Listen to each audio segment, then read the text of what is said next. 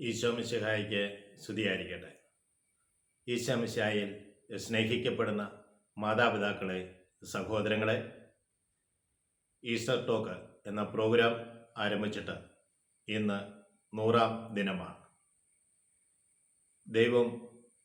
ദൈവവചനം നിങ്ങളോടായി പങ്കുവെക്കുവാൻ എന്നെ അനുവദിച്ചതിനും എന്നെ അനുഗ്രഹിച്ചതിനും നിങ്ങൾ അത് ശ്രവിച്ച് നിങ്ങളുടെ ജീവിതത്തിൽ ആത്മാഭിഷേകം ഉണ്ടാകുവാനും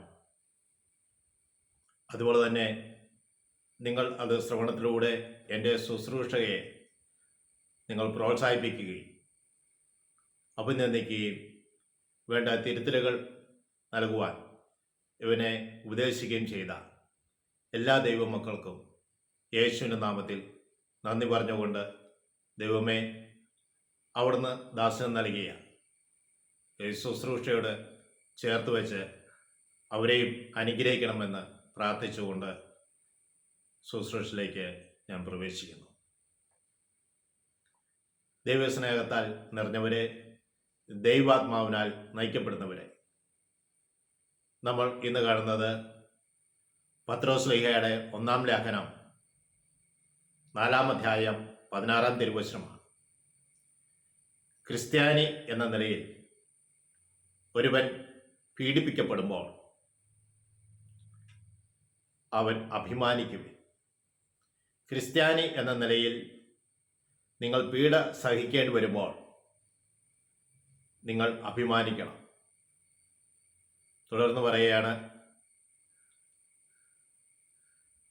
നമ്മുടെ ജീവിതത്തിൽ സഹനങ്ങൾ എപ്പോഴും ഉണ്ടാകും. ഈ സഹനങ്ങളെ നേരിടുന്നത് ദൈവചിന്തയോടെ ആയിരിക്കണം. ഹല്ലേലൂയ. ക്രിസ്തുവിൻ്റെ നാമനിമിത്തം നീ അഭിമാനിക്കണം. ക്രിസ്തുവിൻ്റെ നാമത്തിൽ ഞാൻ പീഡ സഹിക്കപ്പെടുമ്പോൾ ഞാൻ ക്രിസ്തുവിൽ അഭിമാനിക്കണമെന്ന് തിരുവചനം നമ്മളെ ഓർമ്മിപ്പിക്കുക. ഹല്ലേലൂയ.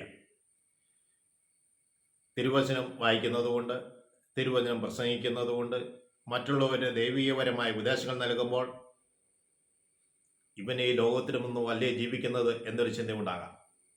ഈ കാലത്തിനൊത്ത് നീ ജീവിക്കേണ്ടേ എന്നൊരു ചിന്തയും നമ്മുടെ മനസ്സിലുണ്ടാകാം. കാലത്തിനൊത്തല്ല നീ ജീവിക്കേണ്ടത്, ദൈവഹിതപ്രകാരമാണ് നീ ജീവിക്കേണ്ടത്. ദൈവഹിതപ്രകാരം ജീവിക്കുമ്പോഴാണ് നമുക്ക് സാക്ഷിയാകുവാനും മറ്റുള്ളവരിലേക്ക് ക്രിസ്തുവിനെ കൊടുക്കുവാനും നമുക്ക് കഴിയുക. ഈ ലോകത്തിനൊത്ത് ജീവിച്ചാൽ ലോകം നീങ്ങുന്ന പോലെ നീ പോകും.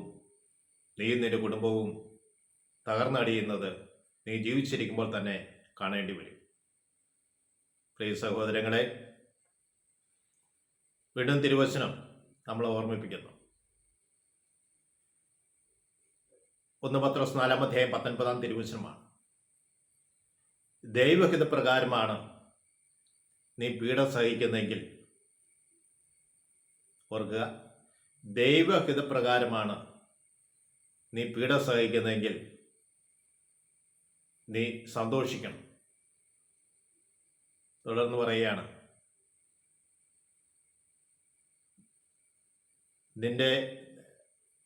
നിനക്ക് എപ്പോഴും നിങ്ങളുടെ ഒപ്പമായിരിക്കുന്നവൻ വിശ്വസ്തനായ സൃഷ്ടാവിൽ നിന്റെ ആത്മാക്കളെ നീ ഭരമേൽപ്പിക്കണം. Hallelujah, hallelujah. പ്രിയ സഹോദരങ്ങളെ, വീണ്ടും 1 പത്രോസ് 5-ാം അധ്യായം 10-ാം തിരുവചനത്തിലേക്ക് കടന്നു വരുമ്പോൾ ഇങ്ങനെയാണ് നമ്മൾ കാണുക.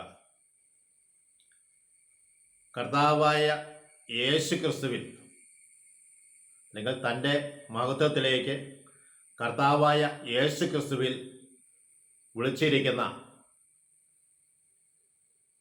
അനുഗ്രഹദാതാവായ ദൈവത്തിൻ്റെ മുമ്പിൽ നീ ആയിരിക്കുമ്പോൾ അല്പകാലത്തെ സഹനത്തിന് ശേഷം നിന്നെ സ്ഥിരീകരിക്കുകയും മഹത്വപ്പെടുത്തുകയും ശക്തരാക്കുകയും ചെയ്യും.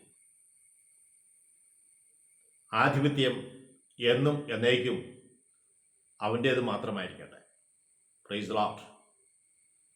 അല്പകാലത്തെ സഹനത്തിന് ശേഷം അത് നമ്മളെ പൂർണ്ണരാക്കുകയും സ്ഥിരീകരിക്കുകയും ശക്തരാക്കുകയും ചെയ്യും.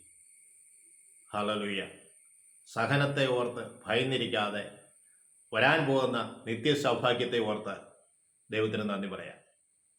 എന്നെ ശ്രവിക്കുന്ന സഹോദരങ്ങളിലേക്ക് ദൈവത്തിൻ്റെ ആത്മാവിൻ്റെ ശക്തി ഇറങ്ങി വരുവാൻ വേണ്ടി ദാസൻ പ്രാർത്ഥിക്കുന്നു.